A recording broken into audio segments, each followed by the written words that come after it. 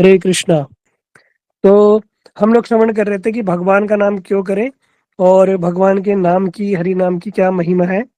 उसके कुछ हम गुण श्रवण कर रहे थे, क्योंकि जब तक हम गुणों को श्रवण नहीं करेंगे हमारा नाम के प्रति रुचि उत्पन्न नहीं होगी। ठीक है, नाम के प्रति रुचि उत्पन्न करने के लिए हम क्या करेंगे, भगवान के नाम की हम महिमा को श्रवण करेंगे, जिससे हमारे मन भगवान के नाम में लगे। जिन लोगों के मन में बड़ी संशय रहता है ना कि मन हमारा भटकता है, नाम करते हुए मन इधर उधर जाता है, रुचि नहीं होती, सोचते हैं कब हमारा नाम जब खत्म हो, है ना। तो ये सब चीजें क्यों आ रही है, क्योंकि अभी हमारी नाम में रुचि नहीं हुई, है ना। हमारा मन अभी नाम नाम में रमा नहीं। जिन लोगों का भगवान के नाम में मन लग जाता है, उनको फिर इस प्रकार से संसार की कोई भी जो वस्तु उनको प्रभावित नहीं कर सकती, उनका भगवान के नाम में ही रतिमति लग जाती है। तो सर्वप्रथम हम लोगों ने श्रवण किया था कि जब कोई व्यक्ति भगवान का नाम करता है तो उसका सबसे पहले जो उसका बेनिफिट होता है उसको वो होता है मन की शांति, है ना। सबसे पहले उसको जो मन है उसका वो कंट्रोल में रहता है।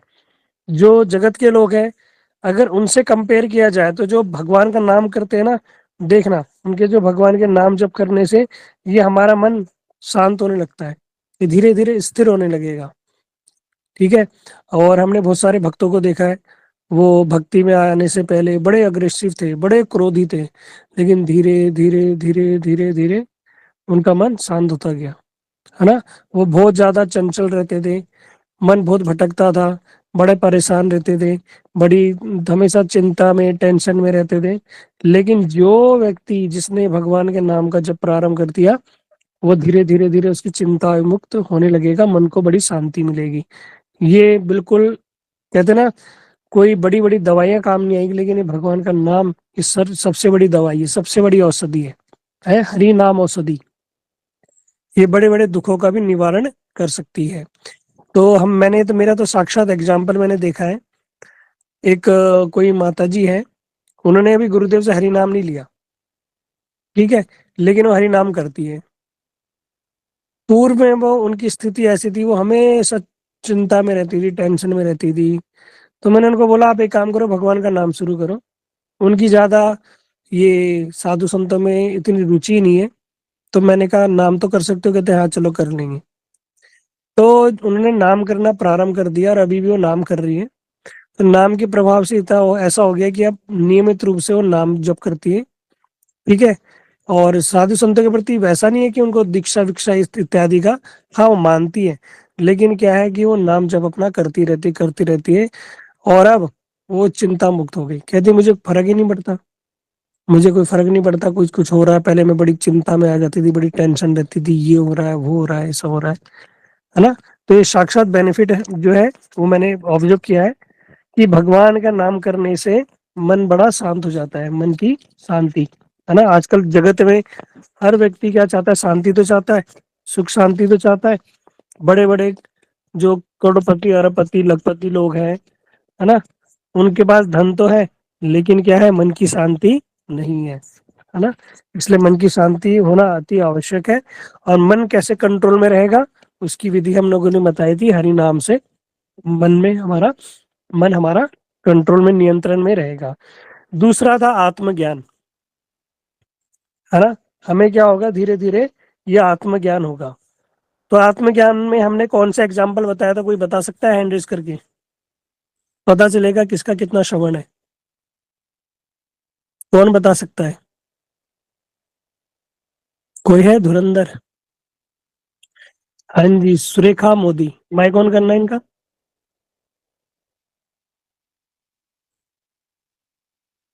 बोलो, माइक ऑन करके जी, बोलो। हरे कृष्णा प्रभु जी। जी प्रभु जी, आत्मा का ज्ञान क्या, कि हम संसार में क्यों क्यों आए, हमारा उद्देश्य क्या है, यही आत्मा का ज्ञान है। इससे ज्ञान हो जाता है। और मैंने कोई कथा बताई थी? प्रभु जी ये नहीं ध्यान, ये बताया था कि हम वो कि जो हर हर चीज के लिए हम हृदय पे हाथ लगा के कहते हैं कि आत्मा क्या है, हमारे हृदय में ही रहती है। हर काम को हम कहते हैं कि मैंने किया है। ये कथा हम्म, का नहीं ध्यान प्रभु जी। ठीक है, बहुत सुंदर, जी। वेरी गुड, इन्होंने बहुत अच्छा श्रवण किया सुरेखा जी ने। नेक्स्ट विवेक सिंगल जी, आप बताइए आप क्या कह रहे हैं। माइक ऑन कर लो। विवेक सिंगल आवाज आ रही है मेरी? हाँ, हरे कृष्ण प्रभु जी। हाँ जी, हरे कृष्णा। आत्मज्ञान। आत्मज्ञान यानी कि मेरी जो आत्मा है वो प्रभु के स्वरूप से भिन्न नहीं है। मेरा जो आचरण है वो शुद्ध हो सबसे पहले, और मैं प्रभु की भक्ति में लीन रहूं, सत्कर्म ठीक है, करूं। ठीक है। चलिए, हम मेरा प्रश्न कुछ और था, आंसर कुछ और है। कोई नहीं, आपने प्रयास किया, बहुत अच्छी बात है। ठीक है। तो हमने आत्मज्ञान के विषय में श्रवण किया, जैसा कि मोदी जी ने बताया कि बिल्कुल हम क्या है, हम जीवात्मा है। ये मानना बहुत बड़ी बात है। सुनते तो हम है, भगवत गीता में बताया गया है ना, कि हम लोग क्या है, जीवात्मा है, हमारा भगवान से क्या संबंध है। लेकिन हम इसको नहीं मान पाते। वो कब होगा? धीरे धीरे धीरे हमारा जब देहात्म बुद्धि खत्म होगी, कि हम ये शरीर है, जब धीरे धीरे धीरे धीरे धीरे ये समाप्त होगा हमारी अज्ञानता। लेकिन ये अज्ञानता शांत कैसे होगी? ये बिना प्रयास के ये अज्ञानता हमारी शांत होने वाली नहीं है ना। और ये प्रयास क्या है? ये प्रयास है हरि नाम और कथा श्रवण। कथा श्रवण करते करते करते और हरि नाम करते करते करते ये हमारा जो आत्मज्ञान है ये हमें प्राप्त होने लगेगा। तब हमें पता चलेगा कि भैया हाँ, कि हम ये जीव आत्मा है, हम ये शरीर नहीं है ना। तो इसके विषय में हमने बहुत सारे एग्जाम्पल बताए थे कि लोगों की अभी आसक्ति संसार में है, जगत में है। और हम लोग क्या करते हैं, जगत में जिसकी जितनी आसक्ति रहती है कि मुझे ये जोड़ना है, मुझे ये करना है, वो करना है, ऐसे करते करते एक दिन शरीर छूट जाता है, और जो करा धरा है सब वो व्यर्थ ही रह जाता है। हमारे जो परम गुरुदेव श्रील भक्ति वेदांत नारायण गोस्वामी महाराज जी की बात बोलते थे, जिस व्यक्ति, पैसा कमाना कोई गलत नहीं है, ठीक है। अब आप धन कमा रहे हो, परिवार का पोषण कर रहे हो, कि अपने लिए सुख सुविधाएं उत्पन्न कर रहे हो, साधु संतों की सेवा कर रहे हो, कुछ भी कर रहे हो, तो पैसा कमाने में कोई दोष नहीं है। लेकिन बताया गया जो आपने अधिक कमाया, बड़ा परिश्रम किया, अधिक से अधिक हम जोड़ लें, और अंतिम समय में जो छोड़ के गए, जितना आपने उस पैसे को छोड़ के गए, ना तब उसका भोग कर पाए, ना ही उसको आप उससे कुछ आपको बेनिफिट मिला, है ना। तो जो आप वो धन था, वो सारा धन जितना आपने कमाया, जितना उसके लिए परिश्रम किया, उतना समय आपने इस संसार में अपना नष्ट किया, है ना। वो समय आपने नष्ट किया, क्योंकि उससे भी लाभ नहीं हुआ। तो इसलिए हमें जब ये आत्मज्ञान हो जाता है, तो आत्मज्ञान होता है तो आदमी को पता होता है कि भैया, कि मेरे पास जितना है मैं उसी में संतुष्ट रहूं। जैसे माताएं लोग हैं, अब बहुत सारे, अभी धीरे पहले के समय में क्या होता था कि पुरुष जो भी कमाते थे उसमें वो माताएं संतुष्ट रहती थी, कि चलो, जैसा भगवान ने मेरे लिए चुना, मेरा जैसे प्रारब्ध था मुझे वैसा मिला। किसी को बड़ा धनवान मिलता है, किसी को गरीब मिल जाता है ना। किसी को लड़ने वाला मिल जाता है, किसी को प्रेम करने वाला। तो ये क्या है, सबके अपने अपने वो है। तो अब धन किसी का ऐसा होता है कि नहीं भैया अधिक चाहिए, ऐसा भी चाहिए। अड़ोसी पड़ोसियों ने मकान खरीद लिया, दुकान खरीद ली, प्लॉट खरीद लिया, तो हमें भी चाहिए। देखा देखी नहीं भैया, ये सब क्या है। तो उससे क्या उत्पन्न हो, क्या उससे क्या ही लाभ हो जाएगा? लाभ क्या हो जाएगा? अगर तुमने ले भी लिया, अच्छी गाड़ी देख दाख के ले ली, ज्यादा खरीद लिया, 3 मंजिला बना दिया, किराए पे चढ़ा दिया, ये कर लिया, वो कर लिया, तो वास्तव में कर क्या लिया? ये मनुष्य देह जो मिली है हमें, ये काम करने के लिए तो मिली नहीं, है ना। वहां पर आपसे ये तो हिसाब पूछा नहीं जाएगा कि आपने पड़ोसी से कितने ज्यादा मकान बनाए, कितने आपने दुकान खरीदी, कितने आपने बच्चों को पढ़ाया, कितना आपने बिजनेस किया, आपका कितना बड़ा नाम हुआ। ये सब बातें क्या आपके किसी काम आने आएंगी? बिल्कुल भी नहीं। वहां पर क्या आएगी? एक ही बात आएगी कि आपके कितने सत्कर्म थे, कितनी आपकी भक्ति थी, ऊपर के लोगों को बजाने के लिए कितने पुण्य थे, और बस इत्यादि, यही सब चीजें देखी जाएंगी। लेकिन इन चीजों की तरफ हमारा रुझान नहीं होता। धीरे धीरे जैसे जैसे कलयुग का ये वेग बढ़ता जा रहा है, हम लोगों की बुद्धि भ्रमित होती जा रही है। और जैसे जैसे बुद्धि भ्रमित होती रहेगी, हमें सत्कर्म करना, सदमार्ग में जाना धीरे धीरे धीरे ये मनुष्य का कम हो रहा है। अभी तो तब भी ठीक है, क्योंकि अभी 10,000 वर्ष तक ये धन्य कलयुग है।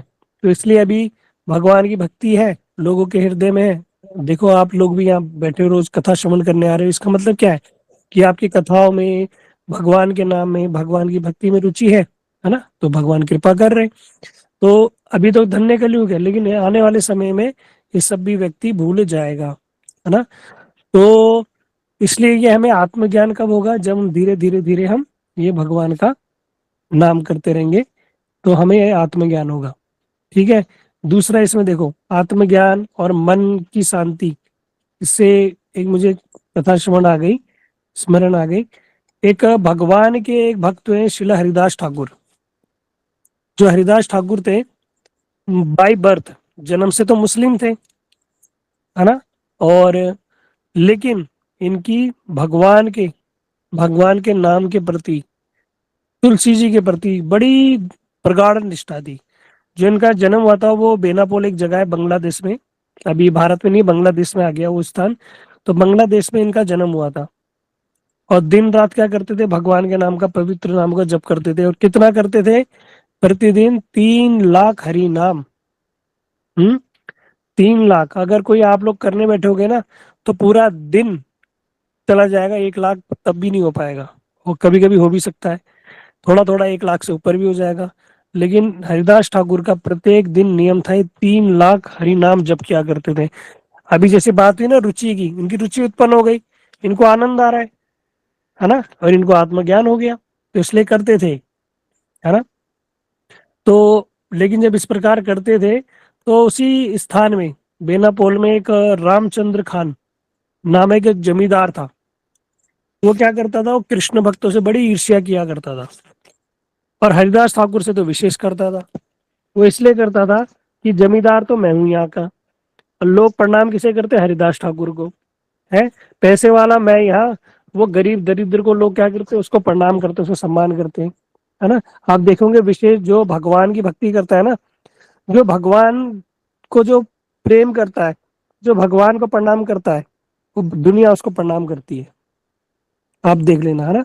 जो भी भगवान के भक्त हुए हैं, सूरदास, कबीर दास, हनुमान जी, है ना, जिन्होंने भी भगवान की भक्ति की है, आज तक उनकी पूजा हो रही है और आज तक उनका सम्मान हो रहा है ना? जगत में लेकिन आप बहुत बड़े मिनिस्टर बन गए, जब तक आप रहोगे तब तक रहोगे, उसके बाद कोई नहीं पूछने वाला। अभी जैसे कि हमारे नरेंद्र मोदी जी, अभी सब लोग जानते हैं मोदी मोदी मोदी। एक समय आएगा कि आने वाली 2-4 पीढ़ियां आ जाएंगी, कोई याद नहीं रखेगा। हाँ सुनेंगे, हाँ था कोई मोदी था, उन्होंने नोटबंदी कराई, कोरोना का समय आया था, उन्होंने, बस वो किताबी ज्ञान में रह जाएगा। लेकिन एक समय बाद लोग वो भी भूल जाएंगे। तो आप कितनी बड़ी संसार में उपलब्धि ले लो, कितनी बड़ी ले लो, लेकिन एक समय बाद वो धीरे धीरे फीकी पड़ जाएगी। लेकिन जिसने भगवान की भक्ति की, उसकी भक्ति कभी फीकी नहीं रहती, है ना? संसार किसका? भगवान का। चला कौन रहे? भगवान रहे। भगवान की इच्छा से भगवान किस जब चाहे जिसको प्रकाशित कर सकते हैं, जिसको संसार में विख्यात कर सकते हैं, ये भगवान की कृपा है। भगवान तो सर्वोपरि है, उनके लिए ये तो बहुत बड़ी बात नहीं है ना कुछ भी करना। तो ये सब वो इजीली कुछ भी मैनेज भगवान कर सकते हैं। तो जो रामचंद्र खान थे, जगत वहां के लोग सब क्या करते थे? उनको बड़ा प्रणाम करते थे। जो रामचंद्र खान इतनी ईर्ष्या करता था, वो हमेशा कोशिश करता था कि इसमें मुझे कोई दोस्त दिख जाए हरिदास ठाकुर में। मैं तो क्या करूंगा, उसको दोस्त को मैं पूरे जगत में बखान कर दूंगा, और लोग ताकि उसकी निंदा करने लगे और लोग उसका सम्मान करना छोड़ दें। लेकिन हरिदास ठाकुर जो थे, भगवान के शुद्ध भक्त होते हैं, जो भगवान का नाम जप करते हैं, उनको जगत की किसी प्रकार की माया उनका कुछ भी बिगाड़ नहीं सकती। उनको किसी प्रकार का कोई लोभ लालच इत्यादि कोई आसक्ति उनकी नहीं रहती। तो रामचंद्र खान हमेशा चिंता में रहता था, अपने सुख से सुखी नहीं, दूसरे के सुख से दुखी। ये कलयुग की जीव की स्थिति है। तो उनकी एक भेंट हुई एक वैश्या से, है ना? उस वैश्या से उनकी भेंट हुई। तो जो वैश्या थी, उसने बोला कि भैया तुम मुझे ये काम दो, मैं क्या करूंगी, हरिदास ठाकुर को मैं वश में करके छोड़ दूंगी। तुम मुझे नहीं जानते। बड़ी सुंदर वैश्या थी, और उसका बड़ा नाम था। अब उसने, जो रामचंद्र खान ने कहा कि ठीक है तुम जाओ और उसका संग करो। और जब तुम उसका संग करोगे तो मैं अपने सिपाही भेज दूंगा और उसको पकड़ के हम बंदी बना लेंगे और जगत में बोल देंगे हरिदास ठाकुर ढोंग करता है। उन्होंने कहा ठीक है भैया। लेकिन इसमें वैश्य ने कहा नहीं, एक काम करो, तुम मेरे को अभी 1-2 दिन का समय दो, जब मैं उसको अपने जाल में फंसा लूंगी तब तुम आना। अभी मुझे 2-3 दिन का समय दो और अपने सिपाहियों से बोल दो अभी मेरे साथ ना आए। तो इस पर वो रामचंद्र खान मान गया, ठीक है भैया। वो बड़ा प्रसन्न हो गया कि चलो अभी वैश्या क्या करेगी, मेरा कार्य कर देगी। तो उस एक रात्रि को बड़ी सुंदर सज धज के वो हरिदास ठाकुर की कुटिया में पहुंच गई। और जब हरिदास ठाकुर की कुटिया में पहुंची, हरिदास ठाकुर भी जो थे बड़े नवयुवक थे हम, और जब वहां गई तो उन्होंने देखा हरिदास ठाकुर की कुटिया के बाहर तुलसी जी, बड़ी सुंदर तुलसी जी थी। उन्होंने बड़ा सुंदर सुंदर तुलसी का आंगन बनाया हुआ था। तुलसी जी को जैसे होता है ना, गमला होता है हमारे यहाँ जैसे गमला बोलते हैं ना, वैसे ही उन्होंने उनका एक दहलीज पे रखते हैं उसका पूरा अच्छा प्रॉपर बनाया हुआ था। तुलसी जी रखी थी, उनके आगे दीप जलाया हुआ था। हाँ, तो जब वो आई तो देखो थी वैश्या, लेकिन आते ही उसने क्या किया, तुलसी जी को पहले प्रणाम किया। है ना, पहले के लोगों में इस प्रकार के संस्कार थे कि तुलसी जी को प्रणाम करना है, ठाकुर मंदिर दिख जाए तो प्रणाम करना है। अभी ऐसी स्थिति आ गई है, मंदिर देख के भी लोग प्रणाम नहीं करते, और करते तो कैसे, एक हाथ से करते हैं। जैसे ईसाई करते हैं ना, वो सर पे हाथ लगा लिया, फिर अपनी चेस्ट पे हाथ लगा लिया, फिर चूम ली उंगली। तो इसी प्रकार से अभी हिंदू भी क्या कर रहे हैं, भगवान के मंदिर को देख के ईसाई जैसा, भैया ये कोई विधि नहीं है। ये एक हाथ को अपने चेस्ट पे, छाती पे लगा दिया और सब थोड़ा घूम नीचे कर दिया, हो गया प्रणाम। ये शास्त्रों में ये विधि नहीं है। शास्त्रों में विधि हाथ जोड़ के प्रणाम करने की विधि है। ये सेकेंडरी है। फर्स्ट विधि होती है कि ठाकुर जी को दंडवत प्रणाम करना चाहिए। दंडवत नहीं कर सकते तो क्या करेंगे, अपना मस्तक माथा टेक के प्रणाम करो। माथा टेक के नहीं कर सकते, कहीं हाथ जोड़ दो बस। ये इससे नीचे कुछ स्थिति नहीं है कि एक हाथ से कर रहे हैं या उंगली चूम रहे हैं या वहां पे हाथ लगा के सर में हाथ लगा रहे हैं। लोगों ने अपने अपने स्टाइल बना रखे प्रणाम करने के। तो ये सारे के सारे कोई भी प्रणाम करने की कोई विधि नहीं है, और इनको करने से दोष ही लगता है, प्रणाम करने का कोई फल भी नहीं मिलता। ठीक है, या तो दंडवत प्रणाम, दंडवत नहीं कर सकते तो माथा टेक दो, अपना भूमिगत। अगर जैसे सब वो स्त्रियां प्रणाम करती है साष्टांग प्रणाम, वैसे भी नहीं कर सकते तो कम से कम हाथ जोड़ दो, है ना, इतना तो कर सकते हैं। तो लेकिन वो जो वैश्या थी वो आई, उसने प्रणाम किया तुलसी जी को, ठीक है, और वहां जाके हरिदास ठाकुर की दहलीज में बैठ गई। और हरिदास ठाकुर जी ने से क्या बातें करने का प्रयास करने लगी। तो हरिदास ठाकुर ने अभी अभी वहां बैठे थे और वो स्त्री उनको बोलने लगी कि मैं चाहती हूँ तुम मेरा संग करो, है ना, और मैं तुमसे बड़ा प्रेम करती हूँ।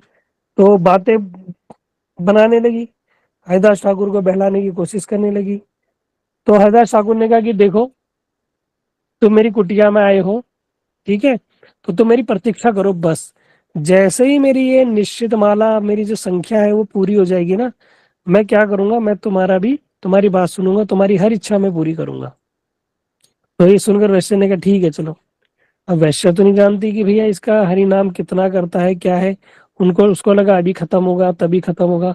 करते करते हरिदास ठाकुर पूरी रात भर वो नाम जप करते रहे।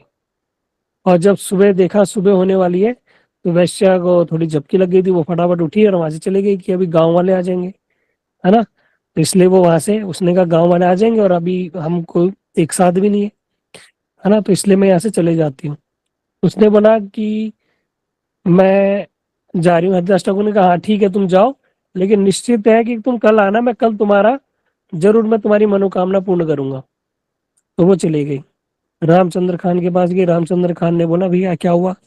उसने कहा कोई नहीं, आज नहीं हो पाया, आज मैं उसको फंसा नहीं सकी या उसको बहला नहीं सकी, लेकिन फिक्र मत करो, आज मैं दोबारा जा रही हूँ। उसने बोला है कि आज उसकी नाम संख्या जो भी वो का नाम करता है वो पूर्ण हो जाएगा, और आज मुझे वो निराश लौटने नहीं देगा।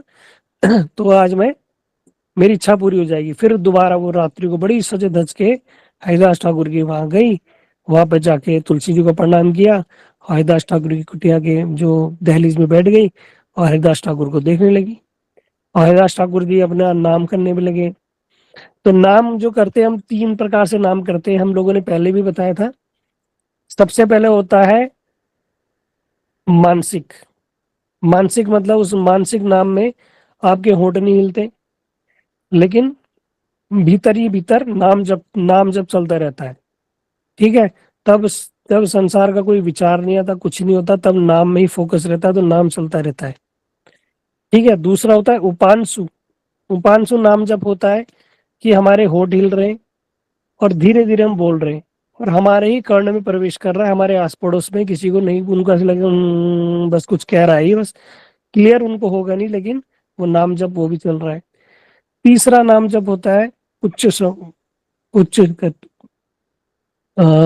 उच्च मानसिक उपांशु उच्च स्वर। तो उच्च स्वर से मतलब तेज तेज नाम जप करना। तो हरिदास ठाकुर का नियम था, वो 3 लाख जो नाम करते थे, 1 मानसिक, 1 लाख मानसिक, 1 लाख उपांशु और 1 लाख वाचिक बोल के तेज तेज। तो जब वो बोलते थे तो हरिदास जो वैश्या थी वो नाम सुनती रहती थी बस, कि अभी पूरा होगा, अभी पूरा होगा। हरिदास ठाकुर ने कहा बस मेरी नाम संख्या पूरी हो जाए, फिर मैं तुम्हारी मनोकामना पूर्ण करूंगा, मैं तुम्हारा संग करूंगा, बस मेरा हरि नाम होने दो। अब भगवान के भक्त भैया क्या लीला कर रहे हैं, है ना। और वो नाम करते रहे करते रहे करते रहे। दूसरा दिन भी ऐसे ही बीत गया। सुबह वैश्या ने देखा भैया नाम करते करते तो पूरी रात ही नाम करते हैं, है ना। और सुबह हो गई तो वो वहां से चले गई। तीसरे दिन दोबारा आई।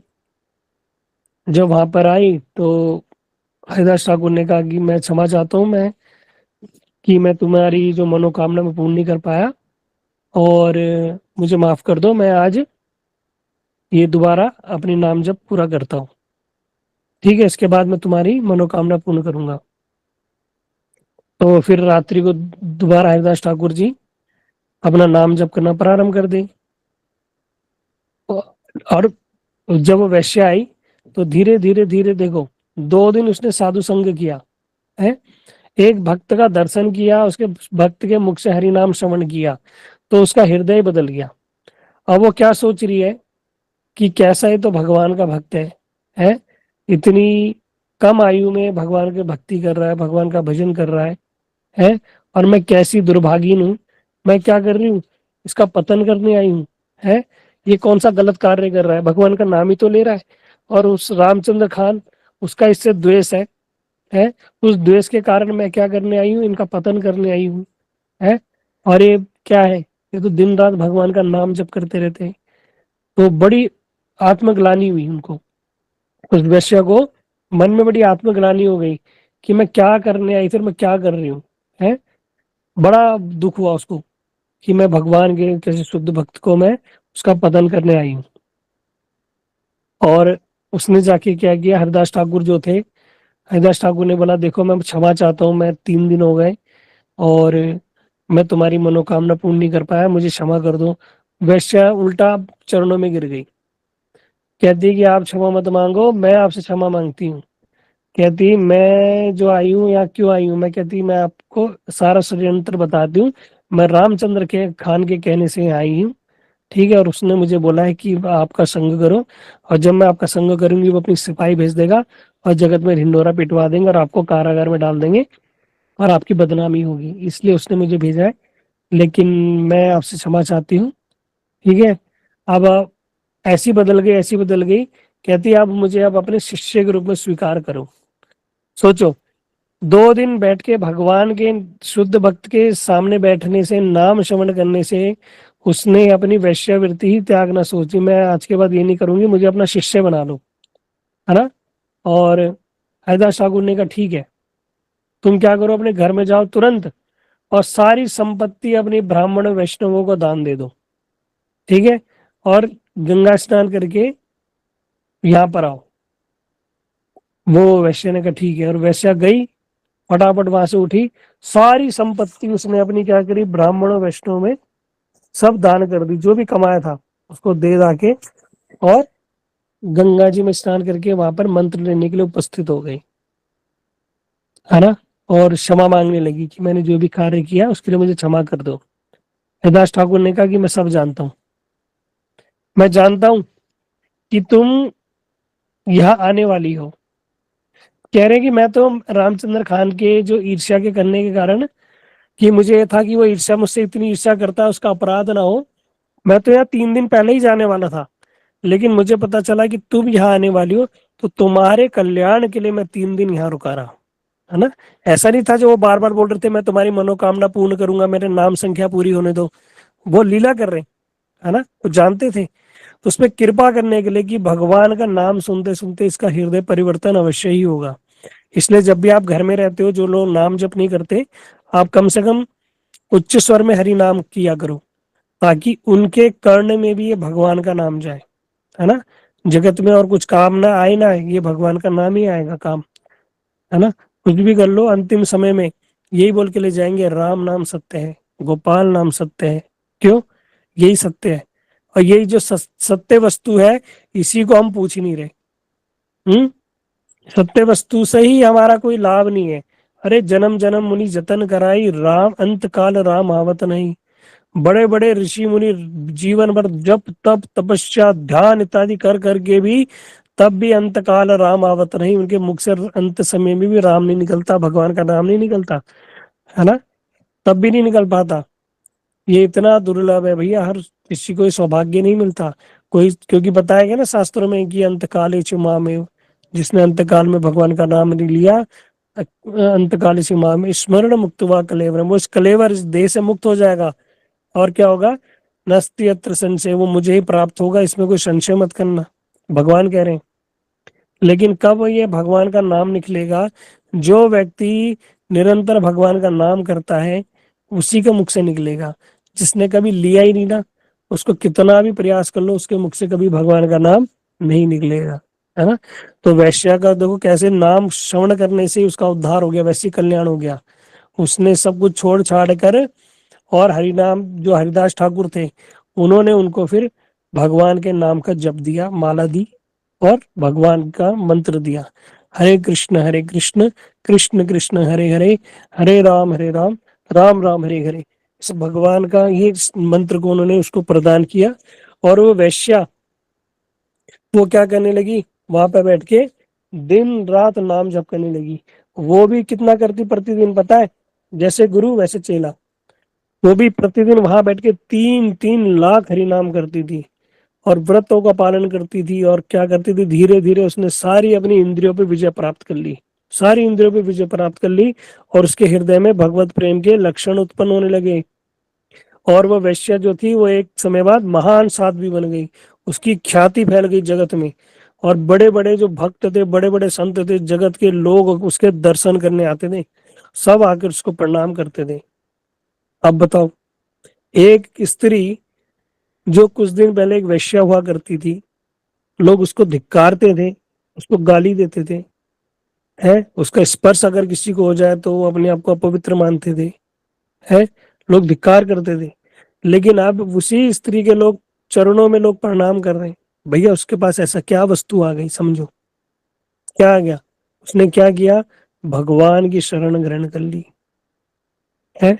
अब उसके जन्म जन्मांतर के उसके सारे पाप नष्ट हो गए। ये भगवान का नाम तो पाप नष्ट तो करता ही है, और भगवत प्रेम भी प्रदान करता है।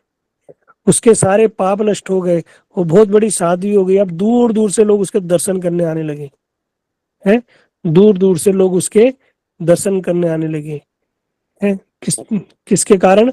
भगवान के नाम के कारण। उसको क्या हुआ? आत्मज्ञान हो गया, वो जान गई। तो ये होता आत्मज्ञान, कि वो वास्तव में हम जान जाएंगे कि हमारे जगत में आने का क्या प्रयोजन है, हम इस जगत में क्यों आए हैं, हमारे जीवन का लक्ष्य क्या है। हम्म। ये आत्मज्ञान की पराकाष्ठा है। ये कब होगा?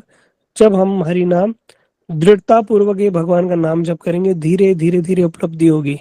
और जो कहते हैं ना, अष्ट सिद्धि नौ निधि, अष्ट सिद्धि नौ निधि के दाता, है ना, ये सिद्धियां, निधियां, ये बहुत सारी जो आ, कलाएं हैं, ये सब चीजें, ये जो भगवान का भक्त भजन करता है ना, जो भगवान का नाम करता है शुद्ध रूप से, ये सब उसके चरणों में अपने आप ही आ जाती है। इसके लिए कोई अलग से आवश्यकता नहीं है प्राप्त करने की। जो भगवान का भक्त है, वो भविष्य में क्या होने वाला है ना, कब क्या होने वाला है, ये सब जानता है।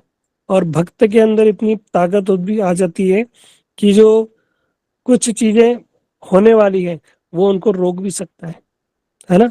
भगवान का जो शुद्ध भक्त है वो विधि का विधान भी बदल सकता है। भगवान नहीं बदल सकते लेकिन भगवान का भक्त बदल सकता है ना विशेष बात। हाँ, भगवान कह रहे मैं नहीं कर सकता लेकिन मेरे जो भक्त है ना वो अगर बोल दे तो फिर मैं विधि का विधान भी बदल देता हूँ, है ना। इसलिए कब भगवान का भक्त कब बनता है, जब वो भगवान का आत्मज्ञान प्राप्त करके भगवान का प्रेम प्राप्त कर लेता है। तो उस प्रेम प्राप्त करने की विधि क्या है, वो है भगवान का नाम, है ना। इसलिए जो दूसरा बेनिफिट है भगवान का नाम करने से हमें यह आत्मज्ञान प्राप्त होता है। ठीक है, तो इसलिए बड़े ध्यान पूर्वक हम लोगों को नाम जप करना चाहिए। ये हमारी आत्मशुद्धि हो रही है। जैसे कि एक गाड़ी है और एक ड्राइवर है। अगर आपने गाड़ी ली, उसमें एक ड्राइवर रखा, गाड़ी में आप बढ़िया बढ़िया इंजन ऑयल डाल रहे हो, बढ़िया बढ़िया पेट्रोल डाल रहे हो, बढ़िया उसमें टायरों में हवा भर रहे हो, बढ़िया गाड़ी को मॉडिफाई करा रहे हो, बढ़िया रोज अच्छे अच्छे उसके क्रीम से उसकी क्लीनिंग हो रही है, बड़ा उसका ध्यान रख रहे हो। और ड्राइवर को खाना नहीं दे रहे, ड्राइवर को पूछ ही नहीं रहे, तो क्या वो गाड़ी चलेगी। ड्राइवर ने गाड़ी चला भी दी तो क्या होगा, वो एक दिन एक्सीडेंट हो जाएगा। क्यों? क्योंकि ड्राइवर क्या है, भूखा है, उसको ना पानी ने दे रहे ना पानी खाना दे रहे है, वो एक दिन मर जाएगा।